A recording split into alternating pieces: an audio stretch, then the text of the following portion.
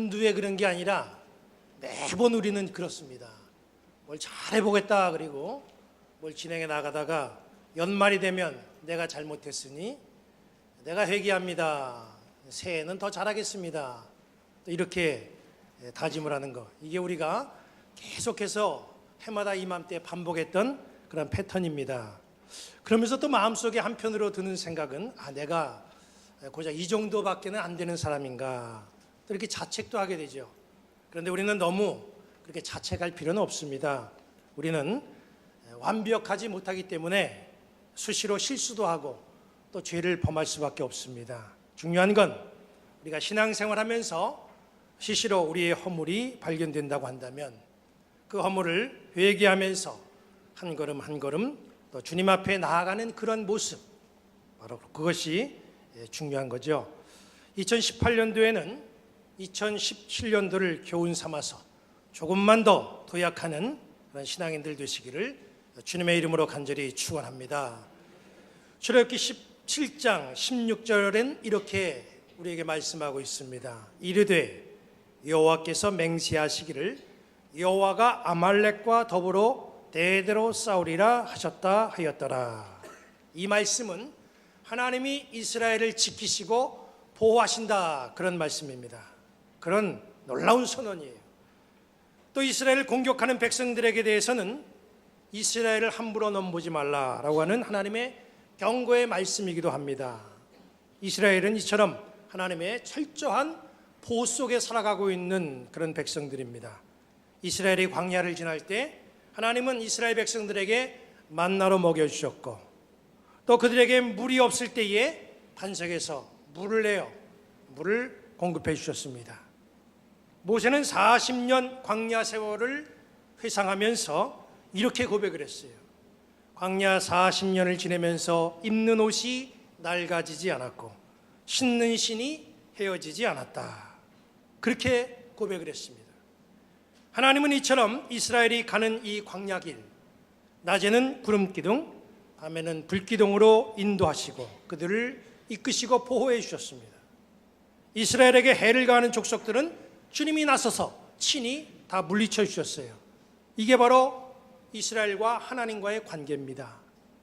그런데 하나님이 예레미야를 통해서 오늘 이 말씀 보니까 전혀 새로운 선언을 하십니다. 여기 본문 9절을 보세요. 그러므로 내가 다시 싸우고 너희 자손들과도 싸우리라, 여호와의 말씀이니라. 하나님께서 싸우신다고 그래요. 그 대상이 누군가 봤더니 그것은 이스라엘을 공격하는, 이스라엘을 해하려고 하는 그런 족속들이 아니라 이스라엘과 싸우신다는 겁니다. 이스라엘을 대적하던 그런 족속들에게 겨누었던 칼을 이스라엘과 그 자손들에게 겨누시겠다, 그런 아주 끔찍한 말씀을 주십니다. 이 한 절 말씀을 보면 이스라엘을 향한 하나님의 진노가 어느 정도인지 우리가 짐작해 볼 수가 있죠. 왜 하나님께서 이스라엘 향해서 이렇게 달라지신 겁니까? 왜 이런 진노를 선언하시는 거예요? 하나님의 진노하시는 이유는 여기 본문 13절에 나와 있습니다. 내 백성이 두 가지 악을 행하였나니 곧 그들이 생수의 근원되는 나를 버린 것과 스스로 웅덩이를 판 것인데 그것은 그 물을 가두지 못할 터진 웅덩이들이니라. 하나님은 이스라엘이 두 가지의 악을 행했다고 말씀합니다. 그 지적 내용이 뭐냐면 첫 번째로 생수의 근원되는 하나님을 버린 것, 이게 악이라는 거예요. 이방 족속과 이스라엘은 죄를 지긴 지었지만 이 차이가 있어요. 죄에 대한 차이점이 있습니다.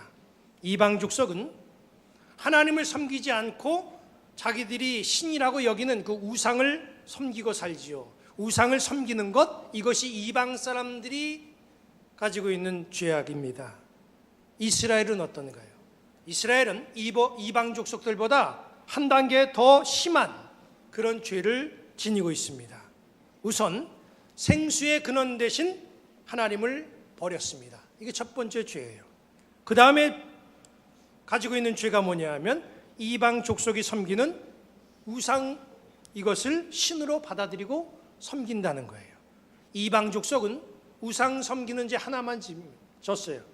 이스라엘은 하나님 버린 죄, 거기다가 우상을 섬기는 죄, 더 많은 죄를 졌다는 거지요. 누구의 죄가 더 커요? 하나님과 관계성이 없는 이방 족속들보다 하나님을 신뢰하고 하나님과의 관계성을 가지고 살았던 이스라엘이 하나님 배신하고 이방신을 섬기는 것은 이게 더 큰 죄가 아니겠습니까? 우리가 인생을 살면서 관계성을 가지고 삽니다.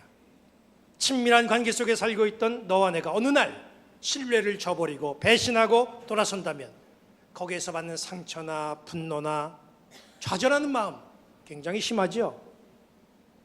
하나님과 이스라엘 관계도 마찬가지입니다. 아예 하나님을 모르는 백성이고 하나님과 전혀 관계가 없었던 백성이라면 몰라도 하나님을 신뢰하고 따르고 하나님의 철저한 보호를 받던 그런 이스라엘이 하나님 버리고 우상을 숭배하는 모습, 그 모습으로 돌아섰을 때에 하나님이 그들에게 가졌던 실망감이 얼마나 컸겠어요. 하나님은 노예 생활하던 이스라엘을 대가 없이 해방시켜 주시고 가나안 땅으로 인도해 주시고 살아갈 집과 땅을 줬습니다. 하나님 왜 그런 은혜를 이 이스라엘 백성들에게 줬겠어요? 이스라엘을 세우시고 이스라엘을 통해서 열방을 구원하시고자 하는 뜻이 계시기 때문에 이스라엘이 조금 부족한 것도 있긴 하지만 그래도 다 감싸주시고 은혜로 덮어주시고 그 길을 열어주셨던 거예요. 그리고 그 일을 이루시기 위해서 하나님은 이스라엘에게 원하는 것도 있었는데 딱 하나밖에 하나님은 원하는 게 없어요. 그게 뭐냐 하면 나 외에 다른 신을 섬기지 말라, 이겁니다. 이게 뭐 이렇게 어려운 일인가요? 그런데 이스라엘이 그걸 못하는 거예요. 오히려 여러분 이것저것 섬기는 거 더 힘들고 귀찮고 불편하잖아요. 뭐 교회도 다니고 절에도 다니고 향교회도 다닌다. 이거 얼마나 피곤하겠어요? 힘들잖아요. 그런데 이스라엘 보니까 하나님도 섬기고 바알도 섬기고 아세라도 섬기고 몰렉에게 제사도 지냅니다. 이 열심으로 보면 이게 보통 열심이 아니에요. 이스라엘이 왜 그런 쓸데없는 열심을 가지고 살아갑니까? 이스라엘이 왜 그랬어요? 우리는 13절 말씀에서 그 답을 찾아야 됩니다. 여기 13절 말씀 보면 이런 말씀이 나오죠. 곧 그들이 생수의 근원되는 나를 버린 것, 이런 말이 나옵니다. 여기에 답이 있어요. 여기 생수라는 말이 나오죠. 세계 어디서나 물은 소중합니다. 세계 문명의 발상지는 다 강을 끼고 있어요. 대부분의 나라의 수도나 주요 도시는 강을 끼고 있습니다. 쾌적한 환경의 뒷받침이 바로 물이잖아요. 가나안에 정착한 이스라엘은 농사도 져야 되고 가축도 길러야 됩니다. 그렇기 때문에 생산에 필요한 물의 확보는 아주 필수적입니다. 유목 생활할 때에는 물을 찾아서 여기저기 떠돌아다녔지만 이제는 그런 삶이 아니에요. 가나안에 정착해서 정착 생활을 해야 되기 때문에 물을 확보해 놓는 게 굉장히 중요합니다. 지금은 뭐 상수도 시설이 잘 돼 있어서 물에 대한 심각성이 옛날보다는 훨씬 더 덜합니다. 근데 제가 자라날 때만 하더라도 제가 살고 있었던 그 시골에는 물이 굉장히 부족했어요. 그래서 겨울 되면 굉장히 심각합니다. 이 일을 방지하기 위해서 사람들은 곳곳에 운물을 팠어요. 그 시골에 운물이 많습니다. 근데 운물을 판다고 해가지고 또 물이 다 나오는 건 아니잖아요. 제 기억으로도 운물 팠다가 물이 안 나와서 다시 메우는 그런 일들이 굉장히 빈번했습니다. 물이라고 하는 것은 삶에 엄청난 영향을 미치고 마치 생명과도 같습니다. 그 물의 근원이 어디입니까? 우리는 신앙적으로 고백할 때에 물의 근원은 하나님이다, 다 그렇게 고백하잖아요. 맞습니다. 물의 근원은 하나님에게 있어요. 그런데 이스라엘이 생수의 근원 되시는 하나님을 버렸다고 그랬어요. 바알과 아사라에게 물 문제를 해결해달라, 그쪽으로 가서 엎드렸다는 거예요. 가나안 사람들은 원래 바알과 아세라가 물을 주관하는 신으로 그렇게 여기고 살았습니다. 바알은 하늘에서 비를 주관하고 아세라는 땅속에서 물을 주관한다, 그는 그렇게 믿고 살았어요. 가나안 사람들은 하나님이 생수의 근원이신데도 불구하고 바알과 아세라가 생수의 근원이라고 그렇게 믿고 살았다는 거지요. 근데 문제는 이스라엘이에요. 이스라엘도 이 가나안에서 살아가면서 점점 거기에 정착해 가면서 생수의 근원을 바알과 아세라로 그렇게 믿고 살아간다는 거예요. 그러면서 이 사람들이 달라졌어요. 머리로는 하나님을 믿고 있지만 이 행동은 자꾸 바알 신에게로 간다는 거예요. 이것이 생수의 근원이신 하나님의 모습을 버린 자의 모습이라는 거예요. 하나님 한 분만 섬기느냐, 여러 다수의 신을 섬기느냐, 이게 이스라엘에게는 중요한 문제가 아니었습니다. 자기에게 이득이 된다 싶으면 누구든지 무엇이든지 찾아가고 섬기는 것, 이게 이스라엘 사람들의 마음이 되었다는 거예요. 또 바알과 아세라 신상은요, 사람들에게 대단히 묘한 매력을 줍니다. 보통 신 그러면 신상을 생각하고 아주 거대한 걸 생각하잖아요. 어디에 서 있는 거대한 석상, 나무로 깎아놓은 그런 신상, 이런 걸 생각하고 제단 안에서도 크게 만들어진 그런 신상을 우리는 생각하는데, 바알과 아세라는 또 그것도 아니에요. 화면을 보시면 바알과 아세라 신상은요, 이 크기가 거의 손가락만 할 정도예요. 굉장히 작습니다. 그러니까 이 사람들은 이 신상을 몸에 지니고 다녀요. 항상 몸에 지니고 다니면서 보니까 자연히 가까워질 수밖에 없지요. 보이지 않는 하나님, 선지자들의 입을 통해서만 알 수 있는 그 하나님보다 몸에 지니고 있으면서 항상 볼 수 있는 이 바알과 아세라, 여기에 더 끌릴 수밖에 없지요. 그러다 보니까 결국에 하나님 버리고 가나안 신에게 마음을 주게 되는 거예요. 이스라엘을 보호하시고 그동안 이끄시고 역사하셨던 그 하나님이 이런 이스라엘의 행동을 바라보고 계실 때에 얼마나 배신감을 느꼈겠습니까? 그래서 하나님은 이스라엘 백성들에게 말씀합니다. 생수의 근원이 되는 나를 버렸다. 그리고 그것이 곧 악이다. 이렇게 말씀하신 거예요. 우리는 신앙생활하지만 때로는 힘들 때가 있어요. 몸이 아플 때도 있습니다. 부족할 때도 있고 불만이 있을 때가 있고 지나온 세월을 돌아볼 때에 정말 힘들고 어려웠던 그런 많은 일들이 우리를 참 피곤하게 할 때가 있습니다. 그러나 그럼에도 불구하고 내 살아온 인생의 모든 부분이 하나님의 은혜요, 하나님의 돌보심이 나에게 있었다고 믿으신다고 한다면 한눈 팔지 말고 여기저기 기웃기웃거리지 말고 끝까지 이 길을 걸어가시는 성도들 되시기를 주님의 이름으로 간절히 축원합니다. 생수의 근원 주님에게 있습니다. 이런 고백으로 사는 성도들 되시기를 다시 한번 주님의 이름으로 간절히 축원합니다. 두 번째로 이스라엘이 행한 또 다른 악이 뭐예요? 하나님이 지적하신 이 또 다른 악, 13절 하반절에 나와 있습니다. 스스로 웅덩이를 판 것인데 그것은 그 물을 가두지 못할 터진 웅덩이이니라. 이스라엘이 광야 길을 지내오면서 훈련받은 것 중에 하나가 뭐냐 하면 만나를 먹고 사는 훈련을 받았어요. 만나의 특징이 뭐냐 하면 저장할 수 없다는 게 그 특징 중에 하나입니다. 저장하면 그 다음날 바로 썩어요. 일용할 양식, 이게 만나라는 거죠. 하나님은 왜 그런 훈련을 광야에서 시켰습니까? 사람이요, 저장하는 능력이 생기면 생각이 달라집니다. 그동안 의지했던 것에 변화를 일으킬 수가 있어요. 만나를 저장할 수 있게 된다면 한 번에 힘 닿는 대로 많은 양의 만나를 거두어드리고 그 다음 날에는 양식 거두러 갈 생각 안 해요. 양식 걱정 문제 없습니다. 만나를 거두러 나가지 않아도 되고, 더 중요한 건 누구에게 아쉬운 소리 할 필요가 없다는 거예요. 이렇게 되면 사람이 어떻게 달라지냐 하면 하늘에 관심을 두는 게 아니라 저장 창고에 얼마나 많은 만나가 보관되어 있느냐, 얼마나 여기다 많은 걸 채워야 되느냐, 여기에만 관심을 두게 된다는 거예요. 그리고 결국에 창고에 쌓여준 그 양식의 힘으로 살려고 하지 하나님 보고 살려고 하는 그런 마음이 사라진다는 거죠. 물의 문제도 마찬가지라는 거예요.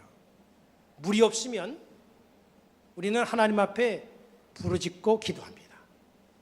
이스라엘도 똑같아요. 그런데 물을 저장할 수 있게 되면 가뭄이 들었을 때에 하나님 앞에 기도하는 대신에 저장한 물탱크 바라보게 된다는 거예요. 하나님을 바라보거나 하나님에게 구할 필요를 느끼지 못하게 됩니다. 13절 상반절에는 어떻게 말씀하고 있어요? 스스로 웅덩이를 팠다고 그랬잖아요. 스스로. 이게 무슨 뜻입니까? 이스라엘 생각대로 이런 말입니다. 웅덩이 파고 물을 저장해두면 가뭄이 들어도 더 이상 누구에게 아쉬운 소리 할 필요 없다는 거예요. 심지어 하나님도 찾을 필요 없다는 거죠. 모아놓은 물이 있는데. 웅덩이를 판다고 하는 것은 누구의 건섬이다, 도움 없이 스스로 살겠다고 하는 의지의 표현입니다. 이스라엘은 지금까지 살아온 그 인생의 발걸음을 보면 하나님 없이 스스로 살 수 있는 그런 백성들이 아니에요. 하나님 없이는 꼼짝 못했던 백성들입니다. 그것을 광야에서 뼈저리게 체험하고 그런 고백도 그들이 했어요. 모세가 시내산에서 하나님으로부터 계명을 받아가지고 산에 내려왔을 때에 그 아래에서, 산 아래에서 이스라엘 백성들이 어떤 모습을 보였습니까? 금송아지 만들어서 그걸 섬기면서 거기에 예배했잖아요. 그 모습을 보신 하나님이 출애굽기 33장 3절에 이렇게 진노하셨습니다. 너희를 젖과 꿀이 흐르는 땅에 이르게 하려니와 나는 너희와 함께 올라가지 아니하리니 너희는 목이 고든 백성인즉 내가 길에서 너희를 진멸할까 염려함이니라. 너희들이 가나안 땅까지 가도록은 내가 허락해 주겠다. 그러나 내가 너와 너희들과는 같이 동행하지 않겠다는 거예요. 지금 목적이 뭐예요? 가나안 땅에 가는 거잖아요. 그럼 됐지. 하나님이 오시든 말든 가나안 땅에 무사히 도착하면 되지. 이렇게 생각할 수도 있잖아요. 그런데 이때에는 이스라엘 백성들이 이걸 굉장히 심각하게 받아들였습니다. 가나안 땅에 가면 뭐하냐? 거기서 족속들을 만날 테고 또 전쟁을 하게 될 테고 하나님이 우리를 도와주셔야지 전쟁에 이길 수 있고 땅을 차지하게 되고 거기에 털을 내릴 수 있는데 우리만 들어가게 되면 이게 무슨 소용이 있느냐? 이게 광야에서 훈련받았던 이스라엘 백성들의 생각이었습니다. 바른 생각이었죠. 그때는. 나는 너희와 함께 올라가지 아니하리니 동행하지 않겠다고 하는 그 말씀을 들은 이스라엘 백성들, 이걸 아주 청천벽력과 같은 소리로 듣고 출애굽기 33장 4절에 이렇게 얘기했습니다. 백성이 준엄한 말씀을 듣고 슬퍼하여 한 사람도 자기의 몸을 단장하지 아니하니. 굉장히 심각하게 그때는 받아들였다는 거예요. 이스라엘은 하나님 없이, 하나님의 동행함이 없이 앞으로 나아갈 수 없는 그런 사람들이다. 스스로도 그걸 너무나 잘 알고 있었어요. 왜냐하면 하나님이 먹을 거 줬지요, 마실 물 줬지요, 대적들 나타나면 친히 다 물리쳐 주셨지요. 이걸 아주 광야에서 잘 알고 또 배우고 훈련되었다는 거예요. 그래서 하나님의 동행 거부, 이게 이스라엘에게는 굉장히 큰 충격의 말씀으로 다가온 겁니다. 하나님은 자기의 몸을 단장하지 아니하고 우리와 동행해 주십시오 사정했던 이스라엘 백성들을 바라보면서 마음을 돌이켜 다시 동행하시겠다, 그렇게 말씀을 주시고, 그리고 요단을 건너가게 해주시고 가나안 땅을 지배해 나가는 데에, 털을 내리는 데에 하나님께서 늘 도와주시면서 그 일을 다 추진시켜 주셨습니다. 광야에서 하나님 없이는, 하나님 외에는 아무것도 할 수 없다고 고백하면서 훈련받았던 이스라엘 백성들, 하나님께서 잘 도와줘가지고 가나안에 무사하게 정착하고 풍요로운 삶을 얻게 된 그 다음에는 이제는 또 생각이 달라졌다는 거예요. 이제는 하나님 바라보지 않고 자기들이 하고 싶은 대로 마음대로 할 수 있다, 이런 생각으로 그들이 다 바뀌어졌어요. 하나님의 도움 없이 스스로 웅덩이 파겠다는 겁니다. 그래서 가뭄이 들어도 스스로 해결하겠다는 거예요. 하나님의 간섭을 받지 않고 스스로 웅덩이를 파는 행동, 이것이 바로 하나님이 바라보실 때의 악이다, 그런 얘기예요. 가나안 땅에 들어왔으니 만나를 더 이상 먹을 필요 없고 이제는 우리가 농사에 관련된 신들을 의지하면서 우리 스스로 웅덩이 파고 살자. 이스라엘은 스스로 웅덩이 파면서 하나님을 자기들의 삶의 자리에서 배제시키려고 했어요. 이것이 악입니다. 그런데 이스라엘의 생각대로 됐습니까? 13절에 어떻게 말씀하고 있습니까? 그것은 그 물을 가두지 못할 터진 웅덩이들이니라. 웅덩이 잘 팠어요. 아주 멋있고 크게 팠습니다. 누구에게 기대지 않고 스스로 해보겠다고 야심차게 계획 세우고 일을 진행해 나갔어요. 그리고 그 파놓은 웅덩이에 물을 채워갔습니다. 얼마나 흐뭇했겠습니까? 이제 됐다. 이제 안심이다. 물 부족 끝이다. 가뭄이 들어도 여기 있는 물 받았으면 된다. 뭐 그렇게 소망을 품었겠지요. 웅덩이에 물은 채웠는데 어떤 문제가 발생됐습니까? 그 웅덩이가 새는 웅덩이였다는 거예요. 밑 빠진 독이었다는 거예요. 아무리 웅덩이 크게 파면 뭐해요? 아무리 웅덩이에 물을 많이 채워놓으면 뭐합니까? 다 빠져나가면 그게 무슨 소용이 있어요? 이 말씀은 바알을 통해서 얻어지는 것들 결코 창고에 들일 수 없다는 사실을 알려주는 경고의 말씀입니다. 우리는 얻기 위해서 종일토록 세상을 뛰어다닙니다. 하루 종일 땀을 흘리면서 애쓰고 합니다. 가능한 한 정말 많은 것을 얻으려고 얼마나 여러분 수고하고 애를 씁니까? 아무리 많이 벌어도 다 새나가고 다 빠져나가면 이 무슨 소용이 있어요? 적게 벌어도 새나가지 않는 거에 복이잖아요. 우리는 살면서 예상하지 못하는 문제들을 너무나 많이 만납니다. 그래서 우리가 채웠던 것들이 일순간에 다 새나가고 다 빠져나가는 경우가 있어요. 이만큼 벌어놨으면 됐다? 아니에요. 어느 순간에 보니까 다 나가더라고요. 한순간에 다 털어놓을 수가 있어요. 우리 부평중북교회는 터진 웅덩이 가진 사람이 한 사람도 없게 되기를 바랍니다. 아니 웅덩이 준비할 생각하지 마시고 그날 하나님께 기대어 살아가는 그런 믿음의 사람들 되시기를 바랍니다. 오늘 우리는 2017년도 마지막 날 마지막 주일을 보내고 이제 우리는 새해를 소망하고 있습니다.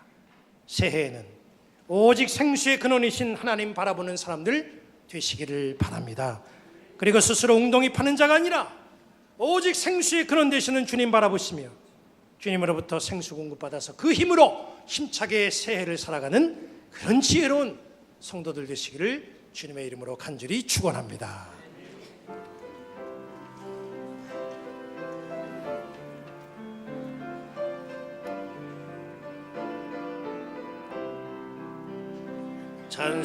찬송하라 하시며 내 입술을 열어주신 주 그 놀라운 솜씨 빛나는 영광을 늘 찬양합니다. 인생의 험한 골짜기 비바람 나를 덮어도 참 소망 가슴에 품고 주님만 사랑합니다. 기도하라 하시며 내 영혼을 구원하신 주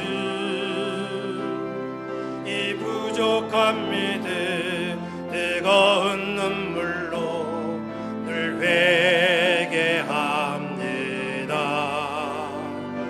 언제나 오시렵니까? 그날은 너무 그리워. 오늘도 십자가 앞에 주님만 기다립니다. 감사하라 하시며 나의 삶을 채워주신 주 자비로운 손길 놀라운 은혜를 늘 기뻐합니다. 오 주여 불러주소서. 죄 많은 나의 이름을 낮은 몸 낮은 마음으로 주님만 따르렵니다. 하나님이 여러분들에게 복을 주시고 여러분을 지키시기를 원하며 하나님이 그의 얼굴을 여러분들에게 비추사 은혜 베푸시기를 원하며 하나님이 그의 얼굴을 여러분들에게로 향하시고 평강 주시기를 성부, 성자, 성령의 이름으로 축원합니다. 아멘.